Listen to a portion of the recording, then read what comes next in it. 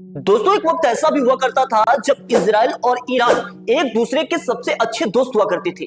1980 में जब ईरान के सबसे बड़े दुश्मन यानी कि इराक ने ईरान के ऊपर हमला किया, तब उस वक्त इजराइल ने ही ईरान को हथियार एक्सपोर्ट किए थे। यहां तक कि आपको मैं बता दूं, ईरान की खुफिया एजेंसी को इजराइल की खुफिया एजेंसी ही ट्रेनिंग देती थी। पूरे मिडिल ईस्ट में ईरान दूसरा ऐसा देश था जिसने इजराइल को एक देश की मान्यता दी थी। लेकिन आखिरकार इन दोनों देशों की दोस्ती इतनी बड़ी दुश्मनी में कैसे बदल गई? ये दोनों देश जो कि एक दूसरे की मदद करते थे, एक दूसरे से व्यापार करते थे, लेकिन एक दूसरे के इस वक्त सबसे बड़े दुश्मन बने बैठे। अभी आप लोगों ने सुना होगा कि मंगलवार को किस तरीके से ईरानी सेना ने इजराइल के ऊपर लगभग 180 से भी अधिक बैलिस्टिक मिसाइलों से हमला कर दिया।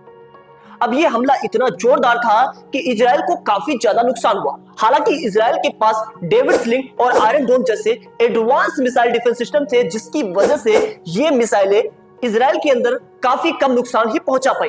लेकिन अगर सारी की सारी मिसाइलें इजराइल के अंदर गिरती तो इजराइल को काफी बड़ा नुकसान हो सकता था। अब सोचिए कि ये जितने भी मिडिल ईस्ट के देश हैं जो अपने आप को मुस्लिम देशों का खलीफा मानते हैं, ये चाहते हैं कि कैसे भी करके इजराइल को नक्शे से मिटा दिया जाए। लेकिन शायद ये मिडिल ईस्ट के देश ये भूल चुके हैं कि इजराइल वही देश है जब 1948 में इजराइल के ऊपर 6-6, 7-7 देशों ने हमला किया और 6-6, 7-7 देशों को किस तरीके से बाहर खदेड़ के आया, यहां तक कि उन देशों की जमीन पर भी इजराइल ने अकेले ही कब्जा कर लिया था। लेकिन सबसे बड़ा सवाल यहाँ पर यह उठता है कि आखिरकार इजराइल और ईरान एक दूसरे के इतने बड़े दुश्मन कैसे बने?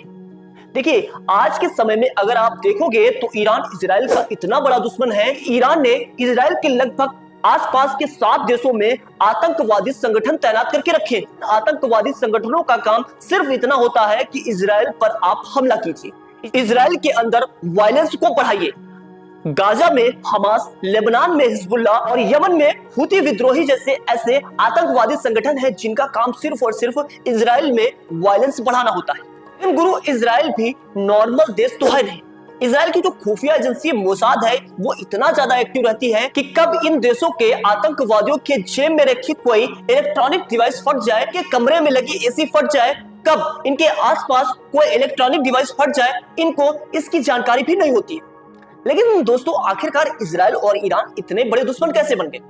चलिए मेन टॉपिक पर बात कर लेते हैं। 1948 में जब इजराइल की स्थापना हुई थी, उस वक्त इजराइल के पीएम गुरियन बने थे और उस वक्त के इजरायली पीएम और ईरान के बीच में काफी अच्छी अंडरस्टैंडिंग थी, यानी कि एक दूसरे के बीच काफी अच्छी मेलजोल थी। 1949 में तुर्की के बाद पूरे मिडिल ईस्ट में ईरान दूसरा ऐसा देश बना था जिसने इजराइल को एक देश की मान्यता दी।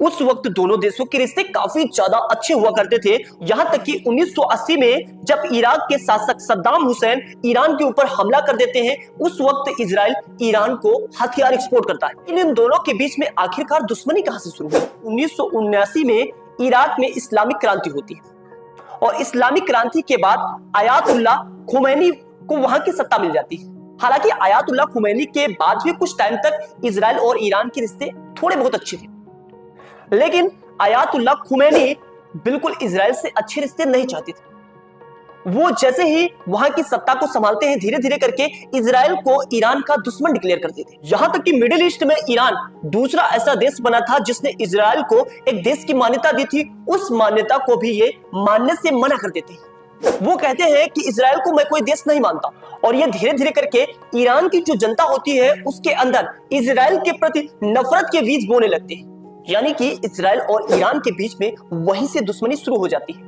इजराइल के पासपोर्ट को ये धीरे धीरे करके बैन कर देते हैं।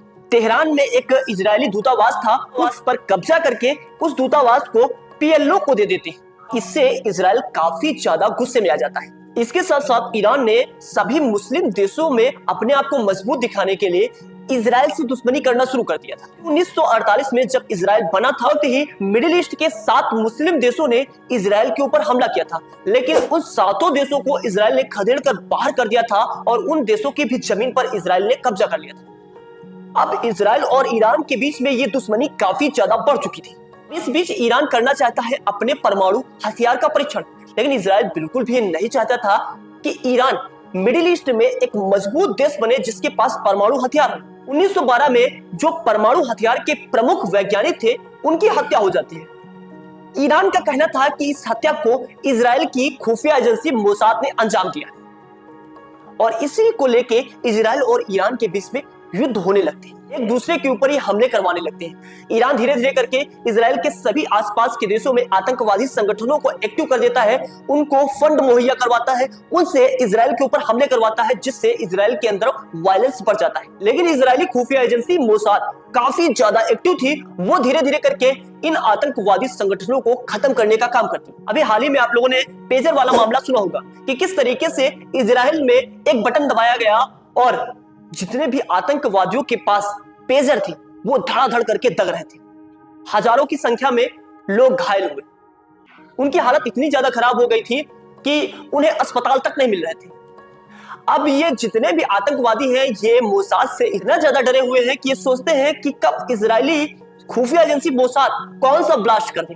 पेजर वाले मामले की बात की मैं बात कर रहा हूं, क्या पता इनके कमरे में लगी एसी ब्लास्ट हो जाए, क्या पता इनके सामने रखी टीवी ब्लास्ट हो जाए, क्या पता इनके आसपास रखे किसी भी इलेक्ट्रॉनिक डिवाइस में आग लग जाए। यानी कि ये मोसाद जो है गुरु वो इतनी ज्यादा एक्टिव है, ज्यादा आगे तक ये सोच रखती है कि ईरान के साथ साथ जितने भी ये आतंकवादी संगठन है इनके सबकी नाक पे दम करके रखा है। इसी वजह से ईरान इजराइल से काफी ज्यादा डरा हुआ है। हालांकि इस हमले के बाद इजरायली पीएम ने भी बिल्कुल ये बता दिया है ईरान को अब इसका खामियाजा भुगतना पड़ेगा, इजराइल ईरान को बराबर जवाब देगा और किसी भी वक्त इजराइल ईरान के ऊपर हमला कर सकता है। इजराइल के साथ अमेरिका के राष्ट्रपति जो बाइडेन भी खुलकर आ चुके हैं। ईरान ने अगर इजराइल के ऊपर हमला किया है तो इजराइल को पूरा अधिकार है ईरान पर हमला करने का। अब ये युद्ध कितना बड़ा होता है, क्योंकि अगर ये युद्ध और भी ज्यादा खिंचता है इसमें दुनिया के बड़े बड़े देश कूदते हैं, जैसे कि इजराइल के साथ अमेरिका, ब्रिटेन, फ्रांस या फिर यूरोपियन देश आ जाते हैं, तो दूसरी तरफ ईरान के साथ भी बड़े बड़े देश कूद सकते हैं, जैसे कि चाइना, रूस। हालांकि भारत की बात करें तो भारत ऐसे मुद्दों में एक देश का समर्थन नहीं करता, क्योंकि भारत के रिश्ते इजराइल से भी काफी अच्छे हैं और ईरान से भी काफी अच्छे हैं। तो यहाँ पे मैं बिल्कुल ये नहीं कह सकता हूँ कि भारत को इजराइल के साथ जाना चाहिए या फिर ईरान के साथ जाना चाहिए। आपकी क्या राय है नीचे कमेंट्स बॉक्स में आप अपनी राय जरूर दीजिए। भारत को इजराइल या ईरान किसका समर्थन करना चाहिए नीचे कमेंट्स बॉक्स में ये लिखना बिल्कुल भी मत भूलिएगा। तो दोस्तों चलते मिलते हैं नेक्स्ट वीडियो में। जय हिंद, जय भारत।